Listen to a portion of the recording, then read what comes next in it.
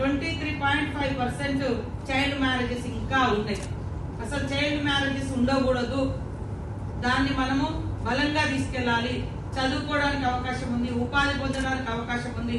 మనం ఇంకా వెనకట లేము, మూఢనమ్మకాలలో లేము, లేదా కట్న కానుకల కోసం ఆ ప్రాబ్లం కాదు. ఇవన్నీ అధిగమించగలగాలి అంటే మీ బిడ్డను బాగా చదివించండి. చదివించిన తర్వాత పెళ్లి చేయండి. తర్వాత నీ బిడ్డకు ఏ భారం రాదు, అప్పుడు నీకు ఏ భారం కాదు, ఏ కష్టం రాదు. ఎందుకంటే పిల్లలు తట్టుకునే శక్తి ఉంటే ప్రతి మాటకు తల్లిదండ్రుల మీద మళ్ళీ డిపెండ్ కాదు. వాళ్ళే ఎదుర్కొంటారు, వాళ్ళే ఎదిరిస్తారు. వాళ్ళే మంచి ఏజ్ లో అంటే మేజర్స్ అయినాక పెళ్లి చేసుకుంటే హెల్దీగా కూడా ఉంటారు. ఇవన్నీ కూడా మనము ఖచ్చితంగా మన చార్ట్ లో కొన్ని పెట్టుకోవాలి.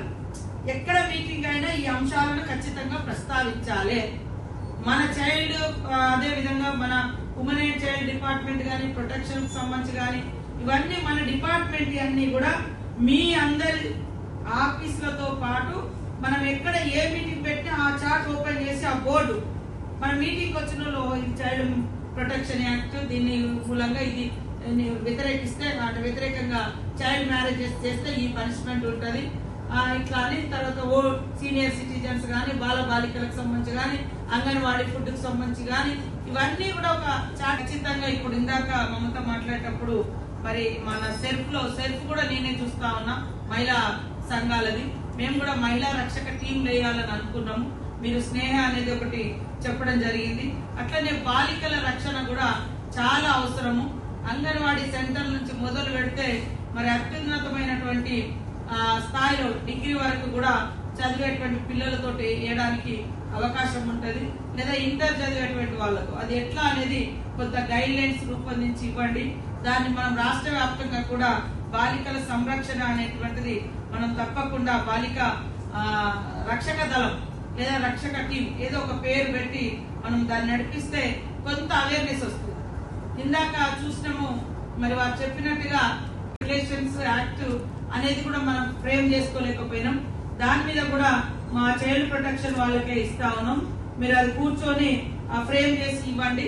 తప్పకుండా మనము మన తెలంగాణ చైల్డ్ మ్యారేజెస్ సంబంధించినటువంటి యాక్ట్ రూల్స్ కూడా మనం ఫ్రేమ్ చేసి వాటిని పబ్లిక్ లోకి తీసుకెళ్లాల్సిన అవసరం ఉందని కూడా ఈ సందర్భంగా తెలియజేస్తా ఉన్నాం. ఖచ్చితంగా అది మీ బాధ్యతనే. నిన్ననే మనం మాట్లాడుకున్నాం అబ్యూజ్ చేసినటువంటి పరిస్థితి. ఒక దగ్గర మన వరంగల్ జిల్లాలో మరిపేట దగ్గర ఒక తండాలో వాడు కొంచెం ఎప్పుడు ఆ వీడియోలు అవి చూసేవాడు. ఆ కుటుంబాన్ని తీసుకొచ్చిండు ఇక్కడ హైదరాబాద్ లో. మరి అవన్నీ వాడు ఒక రకమైనటువంటి షాడిస్ట్ అయిపోయి బిడ్డనే బయటికి తీసుకెళ్లి రేప్ చేసి చంపేశాడు. ఇంట్లోనే దొంగను పెట్టుకొని మన ఇంటి మీద ఎందుకు డౌట్ వస్తుంది? అంతా వెతుకుతా ఉన్నారు, ఎక్కడ ఆనవాళ్ళు కనపడట్లేదు.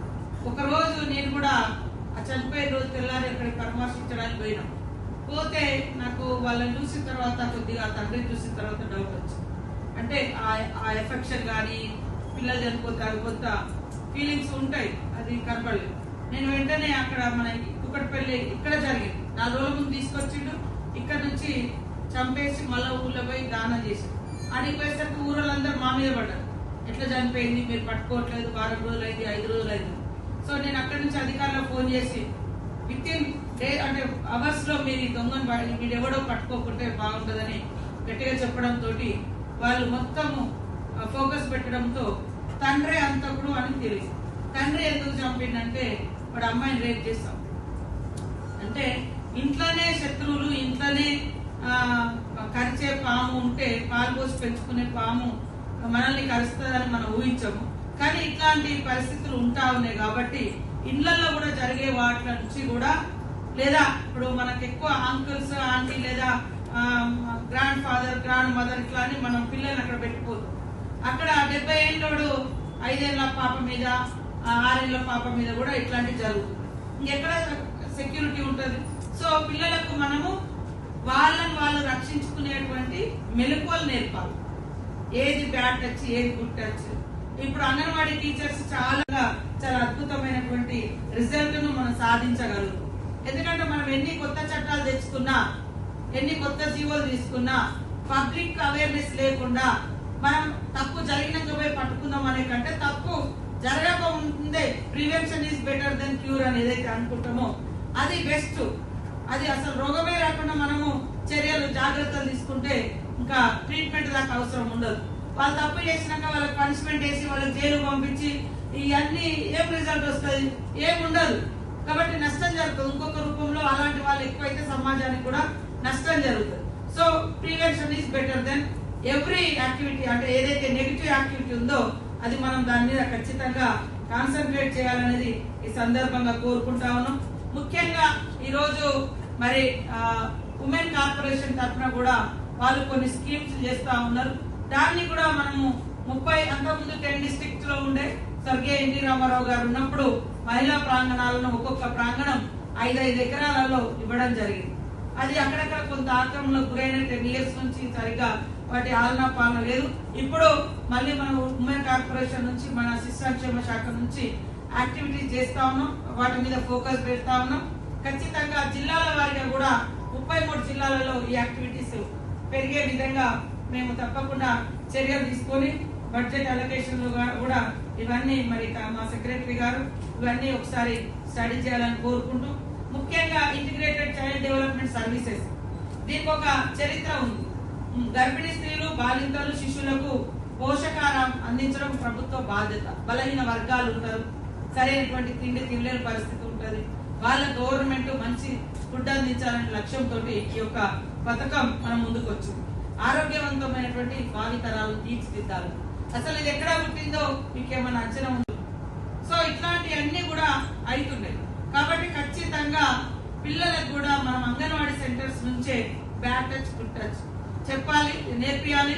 అలాగనే NGOs అందరితో కూడా మన మహిళల మీద కానీ స్త్రీల పిల్లల మీద మరి మన శాఖకు సంబంధించినటువంటి వివిధ సీనియర్ సిటిజన్స్ కానీ, డిసేబుల్ పర్సన్స్ కానీ, ట్రాన్స్జెండర్స్ కానీ, ముఖ్యంగా బాలబాలికల మీద పనిచేసేటువంటి NGOs తోటి ఒక మనం టీం ఏర్పాటు చేయడం, ఒక రివ్యూ లాగా కూడా ఇలా ఒక రోజు సెమినార్ పెట్టుకొని వాళ్ళు ఏమేమి చేస్తున్నారు, వాళ్ళ గుడ్ ప్రాక్టీసెస్ ఏమున్నది, రిజల్ట్ ఏముంది అని తీసుకొని దాన్ని మనం వాళ్ళతో కూడా కోఆర్డినేషన్ లో వర్క్ చేస్తే ఇంకా విస్తృతంగా పబ్లిక్ లోకి వెళ్తారు. ఒక NGO మీ జిల్లాలో ఉంటారు, భద్రాద్రి కొత్తగూడెంలో, నిజామాబాద్ ఎక్కడ, వాళ్ళు ఒక అంశం పట్ల అమ్మాయిల కోసమో, పిల్లల కోసమో, పెద్దల మహిళల కోసం పనిచేస్తుంటారు. వాళ్ళతో కూడా మనము ఎప్పటికప్పుడు కోఆర్డినేషన్ చేసుకుంటే కొద్దిగా వాళ్ళ యొక్క అనుభవాలు పని కూడా మనకు ఆసరా అవుతాయి. సో రాష్ట్రంలో ఉన్నటువంటి మంచి NGOs గా ఉన్నటువంటి వాళ్ళందరినీ కూడా మనం ఐడెంటిఫై చేసి మన శాఖతో వాళ్ళను అనుబంధంగా పనిచేస్తుంటే మీకు కూడా రిజల్ట్ అనేది చాలా మంచి రిజల్ట్ వస్తుంది. కొద్దిగా పని భారం తగ్గుతుంది.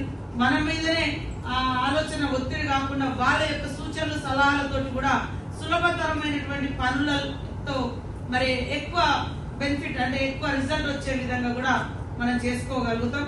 కాబట్టి దీనికి ఎవరినైనా నిన్న మనం ప్రదర్శించినటువంటి అంశాలలో చాలా ఉన్నాయి. ఇందులో కూడా ఖచ్చితంగా అది పెట్టాలి. 6 years 5 years వాళ్ళు ఉంటారు. ఇది బ్యాడ్ టచ్, ఇది గుడ్ టచ్. ఎందుకంటే మనం చూస్తా ఉన్నాం వరంగల్లో 9 నెలల అమ్మాయిని కూడా వాడు ఒకటి సైకో తీసుకుపోయి 9 నెలల అమ్మాయి, ఆమెకేం తెలియదు బ్యాడ్ టచ్. పాపం అసలు ఇంకా అంటే సరైనటువంటి రూపమే ఉండదు. కానీ వాడు తీసుకుపోయి రేప్ చేసి చంపేసి 6 ఏళ్ల అమ్మాయిని కూడా ఇక్కడ చైతన్యపూరిలో అనుకుంటా ఒక ST కుటుంబంలో సింగరేణి కాలనీ హైదరాబాద్ మరి పక్కనే రూమ్లే ఉన్నాడు వాడు కిరాయి తీసుకొని. ఈ ఇంట్లో వీళ్ళున్నారు, ఆ ఇంట్లో వాడుంటాడు. వాడు ఇట్లాంటి నేరాలు ఎక్కువ గంజా అడిక్టెడ్ వాళ్ళు ఉన్నారు, లేదా ఖాళీగా ఉండి మైండ్ పెద్దవాళ్ళలో కూడా ఇట్లాంటి వచ్చినాయి అంటే కేసెస్. వాడే పాపం లోపల తీసుకుపోయిండు, రేపు చేసి నా రూమ్ లో పడేసి వాడు వెళ్ళిపోయాడు. మరి మీరు కూడా మీ అనుభవాలను పంచుకున్నారు. సేమ్ టైంలో వేదిక మీద ఉన్నటువంటి వాళ్ళని కూడా ఈరోజు ఎందుకంటే చైల్డ్ ప్రొటెక్షన్, అదే విధంగా ఉమెన్ సేఫ్టీ, ఉమెన్ ఎంపవర్మెంట్ మీద కూడా పనిచేస్తున్నటువంటి తరుణి నుంచి మమతా కూడా చాలా రోజుల నుంచి నాకు పరిచయము. వరంగల్ జిల్లాలో 2009లో నేను ఎమ్మెల్యేగా ఉన్నప్పటి నుంచి కూడా పరిచయము. సరే వారు ఆ రోజు ఏ పొజిషన్ ఉన్నారో నాకు తెలియదు, కానీ ఈ మధ్యలో ఒక సందర్భంలో కలిసింది, మేము మిస్ అయినాం ఈ కమిటీలోకి. కానీ ముందుగా కొంచెం చెప్తే కొద్దిగా గైడ్ చేసి ఈ టీంలోకి వచ్చేటట్టుగా ప్లాన్ చేసుకునే వాళ్ళం. మీ అనుభవాన్ని కూడా మేము తీసుకోవాలనేటువంటి ఉద్దేశం తీసుకోవాలనే కొద్దిగా